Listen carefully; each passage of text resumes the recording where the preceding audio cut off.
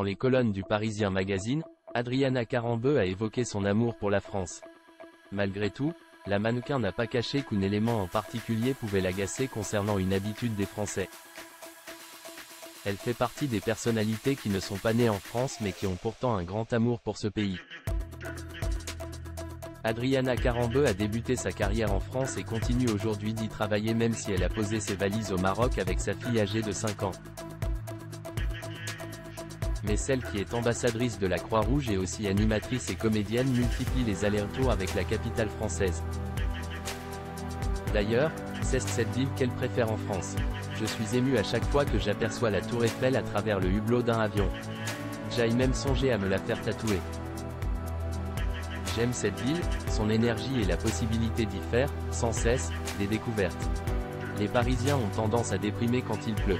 Moi, je m'en fous, c'est toujours un plaisir d'être là, a-t-elle ainsi confié dans les colonnes du Parisien Magazine. Pour Adriana Carambeu, les Français devraient apprendre à parler d'autres langues. Si elle adore la France, elle n'a tout de même pas caché être particulièrement agacée par une habitude française. J'aime tout des Français, leur intelligence, leur gentillesse, leur élégance innée. Leur seul défaut est de penser qu'ils n'ont pas besoin de parler une autre langue que la leur.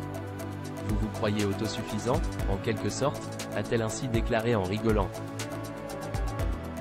Néanmoins, vous êtes adorable parce que vous trouvez mon accent et mes nombreuses fautes charmants. Vous me gâtez, a-t-elle ajouté en expliquant ce qu'elle aimait le plus de la France. Pour elle, ce pays rime avec liberté. Liberté d'expression, à laquelle je n'étais pas habitué dans ma Tchécoslovaquie natale. Adriana Carambeu a découvert l'indépendance en France. C'est en France qu'elle a pu prendre son indépendance et agir comme elle l'entend.